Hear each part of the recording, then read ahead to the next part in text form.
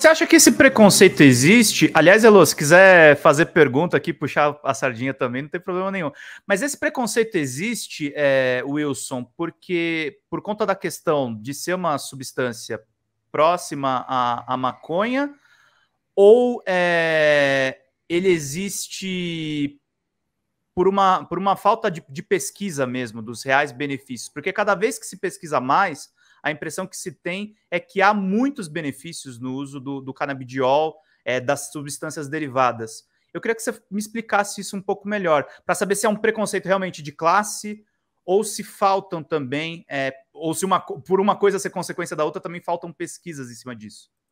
Essa é uma pergunta excepcional e de difícil resposta, né? Mas é por isso que é importante, quando se fala no uso medicinal da cannabis, a gente pensar num contexto histórico, né? E saber se isso é uma coisa recente ou se é uma coisa antiga, né? Porque se fosse só uma questão de planta, a gente poderia pensar, então a gente teria também o preconceito de utilizar derivados da papoula, né? Que vem o ópio, que vem a Morfina. morfina, e que são medicamentos super importantes para tratar a dor das pessoas. Mas eu não vejo esse tipo de preconceito na classe médica. Pelo contrário, nos Estados Unidos aí, ao longo dos anos 90 e até hoje se respinga o uso abusivo dos opioides, né? Então os médicos não tiveram muito problema em passar opioides.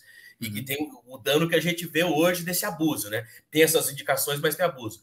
Mas quando a gente pensa no contexto histórico da cannabis, né, de pensar que ela relatos orais do seu uso medicinal aí remonta a pelo menos 2.700 anos antes de Cristo, né, e depois isso foi relatado aí, já escrito numa espécie de enciclopédia de plantas medicinais da China, que foi escrita entre o segundo século antes de Cristo e o segundo depois de Cristo. Mas a tradição oral já vem de 2.700 anos antes de Cristo. E era considerada, dentre as ervas em si, de uma classe nobre, porque eles percebiam que causava muito mais benefício do que prejuízo, né? As drogas de primeira classe, onde o ginseng encabeça essas drogas de primeira classe. Então, já é uma coisa que é bastante antiga, apesar do conhecimento da química básica dela, é bastante recente, né? Diferentemente da morfina e da cocaína, que foram isolados ainda no século XIX, né? Os componentes da cannabis sativa só foram isolados e bem conhecidos na década de 60 do século passado. Então é bastante recente, demorou muito mais tempo para a gente conhecer os compostos dela. Mas já se tinha esse uso medicinal, e mesmo não se conhecendo exatamente o que é que tinha ali, mas sabia o efeito que se tinha. E os médicos percebiam o efeito, percebiam a segurança, e foi assim, e já estava nas prateleiras na década, no século, meados do século XIX até 1937, estava nas prateleiras dos Estados Unidos, né, os medicamentos extratos à base de cannabis. Então, assim, e de repente, de uma hora para outra, tiraram, sem um motivo científico para isso, mas quando a gente vai ver a história em si, o que acontece? Nesse mesmo momento, começavam a surgir as moléculas sintéticas dos laboratórios farmacêuticos. E a gente não pode esquecer que de 1920 a 1933, nos Estados Unidos, teve a lei seca, né, que se proibia a produção e a venda de bebida alcoólica. E nessa época, acabou se criando uma indústria de repressão, órgãos de repressão e tudo mais. Quando acaba, em 33, a lei seca, esse aparato estatal estava formado. Então, eles começaram a pensar aonde que eles poderiam atuar. Como estavam surgindo essas indústrias dos medicamentos sintéticos, né, e precisavam ter algum Judas da vez, e a cannabis veio a calhar. E aí, em 37, criam uma lei de imposto para quem plantava, produzia o remédio e para o médico que prescrevia. E já 5 anos depois, em 1942, sem justificativa científica, ela sai da farmacopeia norte-americana. E para se ter uma ideia do impacto disso na época, a Sociedade Médica Americana, a Associação Médica Americana, fez uma carta, pediu não tirem, é um medicamento importante, a gente precisa dele, mas não deram muita bola para isso.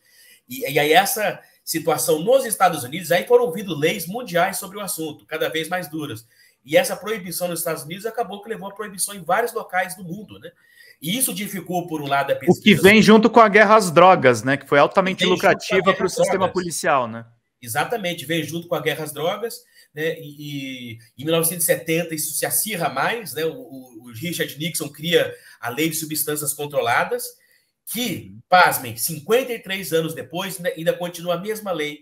E ali a gente tem a lista 1 lista 2, lista 3, lista 4 e lista 5. A lista 1 é de substâncias que não tem nenhum efeito médico conhecido, entre aspas, e alto poder de dependência. E a cannabis está ali junto, por exemplo, com os alucinógenos, junto com a heroína. Na lista 2, tem aquelas substâncias que têm algum uso médico conhecido e um certo poder de dependência. Ali estão a cocaína, a ritalina, que é o metilfenidato, um remédio bem conhecido, né? E tem um tipo de THC sintético que está na lista 2 também.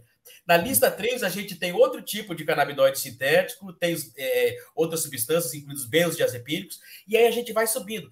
Então, o canabidiol, por exemplo, quando entrou na lista lá em 2018, ele entrou na lista 5, ou seja, que tem bastante evidência científica e baixo poder de dependência. Mas ele é tão seguro que ele, logo 2 anos depois, saiu da lista de substâncias controladas, o canabidiol. Agora, o THC da planta continua na lista 1, o que impede, a priori, pesquisa científica com o THC da planta.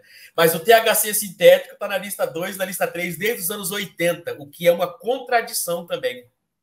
E, assim, uma das promessas de campanha do Joe Biden foi tirar a cannabis da lista 1, o que vai favorecer muita pesquisa e ter uma regulação, finalmente, nacional sobre a cannabis. Que o que acontece lá é uma bagunça. Então, você tem uma lei de CBD para todos os estados, pelo menos em relação ao plantio de cânhamo, com menos que 0,3% de THC, mas você tem leis estaduais aí muito específicas para cada estado, relacionada ou ao uso medicinal, ou mesmo ao uso adulto ou recreativo, como também se chama, o uso social.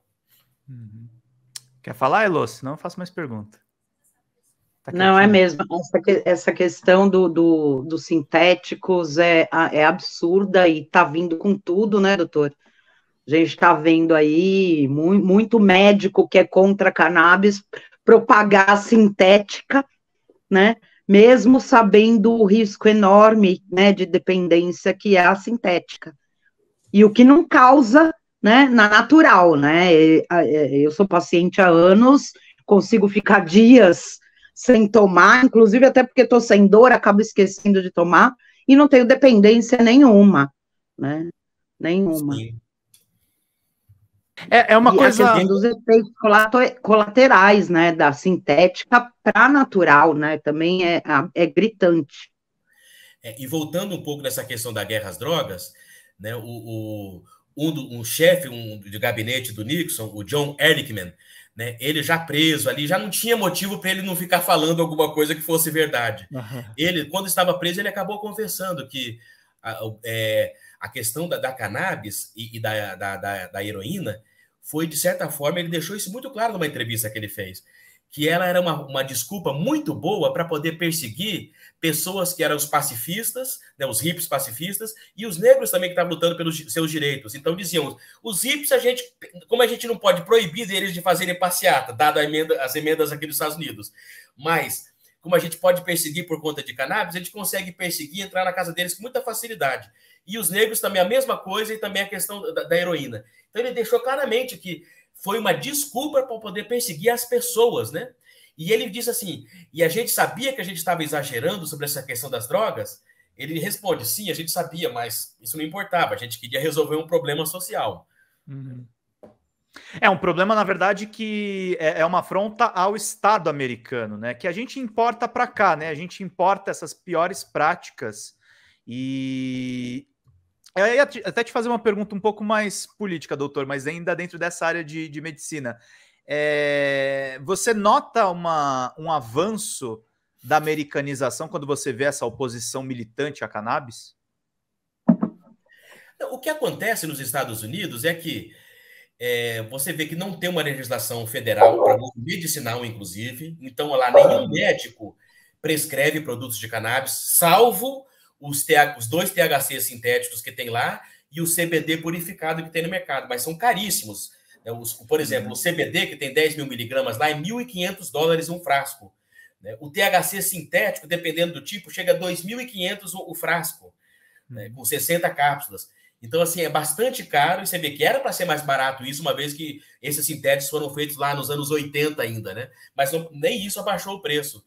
Então, assim, a impressão que eu tenho é que os Estados Unidos, eles não estão muito preocupados em resolver isso, né? Porque, de alguma forma, as pessoas estão conseguindo produzir lá alguns produtos ricos em CBD, né, conseguem ganhar muito dinheiro com isso, mandam, infelizmente, muito lixo para a gente aqui, né, com essa história das flores aí que tá dando um bafafá danado. Isso é uma questão que eu queria focar um pouco mais.